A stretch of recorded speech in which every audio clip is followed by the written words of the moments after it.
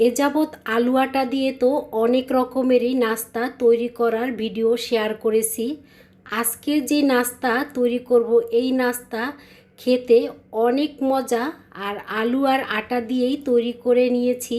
আর এই রেসিপিটি একবার তৈরি করলে আমি বলবো প্রতিদিনই আপনি তৈরি করতে যাবেন চায়ের সাথে, এবং খালি খেতেও অনেক বেশি মজা পাবেন। আশা করি ফুল ভিডিওর সাথে থাকবেন, থাকলেই বুঝতে পারবেন রেসিপিটি আমি কিভাবে তৈরি করেছি। টিফিন রেসিপি তৈরি করার জন্য প্রথমে বলে কুসুম গরম পানি নিয়েছি, পরিমাণ মতন ইস্ট দিয়েছি। নাস্তার পরিমাণ অনুযায়ী ইস্টটা কম বেশি করে ব্যবহার করবেন। পানির সাথে ভালো করে মিশিয়ে নিয়েছি। প্রায় 5 মিনিটের মতন আমি রেস্টে রেখে দিয়েছিলাম। পানির সাথে ইস্ট গুলিয়ে নেওয়ার সময় পানির পরিমাণটা একটু কম করে দিবেন, কারণ পরবর্তীতে যদি পানি প্রয়োজন হয় তখন দিয়ে দিবেন। এখানে আমি 1 কাপ পরিমাণ আটা দিয়েছি, হাফ কাপ পরিমাণ সুজি দিয়ে দিব। আটা আর সুজি ভালো করে পানির সাথে মিশিয়ে নিব। আটার ডো তৈরি করার এই পর্যায়ে এখানে পানি দেওয়ার প্রয়োজন নেই। পরবর্তীতে যদি পানির প্রয়োজন হয় তখন দিয়ে দিব। তাই এভাবে ভালো করে আমি মিশিয়ে নিয়েছি। এখন এখানে আমি দিয়ে দিব আলু। আর আলু আমি অফ ক্যামেরায় সিদ্ধ করে নিয়েছি। এখানে মাঝারি সাইজের একটা আলু সিদ্ধ করে নিয়েছি। আর এই নাস্তা তৈরি করার জন্য অবশ্যই আলু গ্রেটার দিয়ে গ্রেট করে নিতে হবে। তবে হাতের কাছে যদি ম্যাশার থাকে সেক্ষেত্রে আলুটাকে ম্যাশার দিয়েও ম্যাশ করে নিতে পারেন। আলু আটা দিয়ে তো অনেক রকমেরই নাস্তা তৈরি করে খেয়েছেন। পুরো ভিডিওর সাথে থেকে একবার ভেবে দেখবেন এভাবে কি কখনো নাস্তা তৈরি করে খেয়েছেন কি না। যদি এভাবে কখনো নাস্তা তৈরি করে না খেয়ে থাকেন আমি বলবো একদিন তৈরি করে দেখতে পারেন। এই নাস্তা তৈরি করার জন্য এখানে পরিমাণ মতন রসুন এবং কাঁচামরিচ কুচি দিয়ে দিয়েছি। অল্প করে দিয়ে দিচ্ছি কুচানো বরবটি। এখন আমি হাত দিয়ে সব উপকরণগুলো ভালো করে মিশিয়ে নিব, কারণ এখানে যেহেতু আলু আছে আটার সাথে আলুটাকে ভালো করে মিশিয়ে নিতে হবে। তবে মেশানোর এই পর্যায়ে এখানে পানি দেওয়া যাবে না। তা ভালো করে মেশানোর পরে যদি মনে হয় এখানে পানির প্রয়োজন আছে তখন আমি এখানে পানি দিব, এর আগে দিব না, কারণ আলু আটার সাথে যখন মেশানো হয় তখন কিন্তু নরম হয়ে যায় মিশাতে মিশাতে।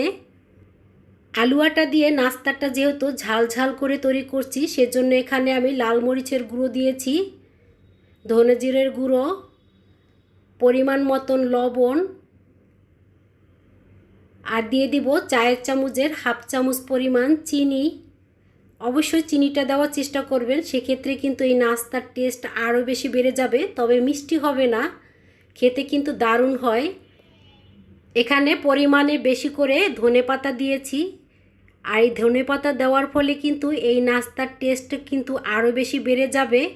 তবে এই নাস্তাতে ঝালটা আপনাদের পছন্দ মতন করে দিয়ে আপনারা তৈরি করে নিতে পারেন।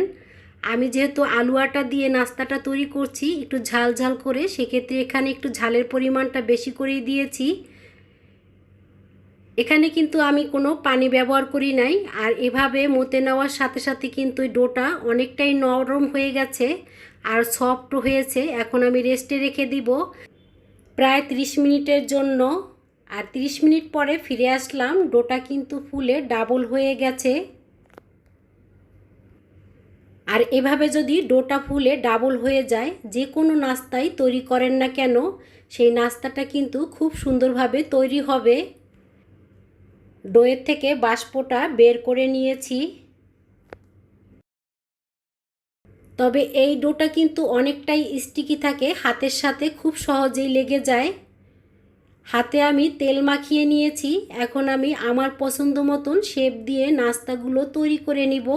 আর অবশ্যই এই নাস্তা তৈরির ক্ষেত্রে হাতে তেল মাখাতে হবে।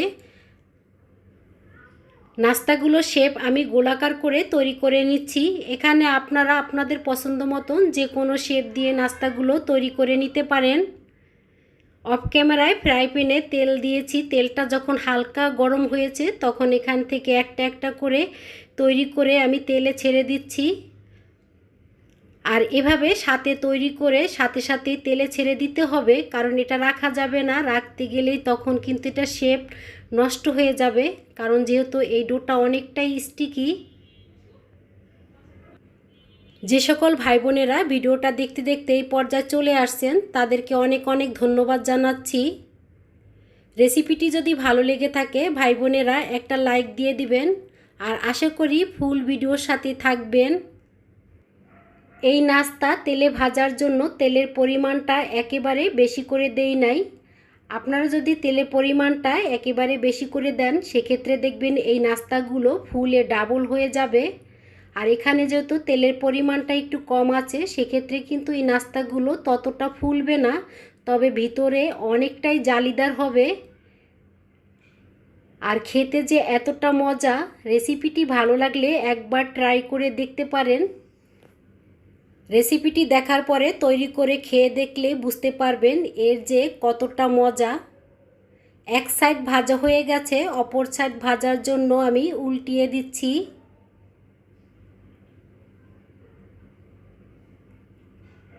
চুলার আঁচ মিডিয়াম টু লোতে রেখে দিয়েছি। এখানে কিন্তু চুলার আঁচটা একবারে বাড়ানো যাবে না, সেক্ষেত্রে কিন্তু নাস্তার উপরের সাইডে কালার আসবে এবং ভিতরটা খুব সুন্দরভাবে হবে না।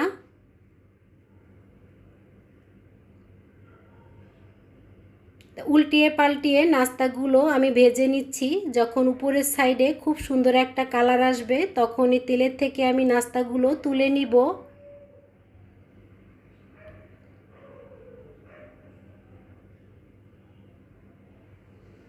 ভাজার এই পর্যায়ে নাস্তার উপরের সাইডে খুব সুন্দর একটা কালার এসেছে, এখন আমি তেলের থেকে তুলে নিচ্ছি। আর দেখতে কতটা লোভনীয় হয়েছে, খেতেও কিন্তু দুর্দান্ত ছিল। আর এই সেমভাবে আমি বাকি নাস্তাগুলো ভেজে নিয়েছি। চাটনির সাথেও খেতে কিন্তু দারুণ লাগে, ইচ্ছে করলে টমেটো সসের সাথেও খেয়ে দেখতে পারেন।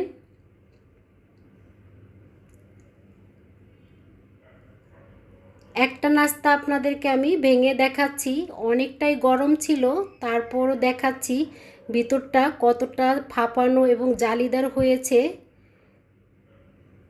রেসিপিটি ভালো লাগলে চ্যানেলটি সাবস্ক্রাইব করে চ্যানেলের পাশেই থেকে যেতে পারেন। এভাবে নিত্য নতুন রেসিপি দেখতে চাই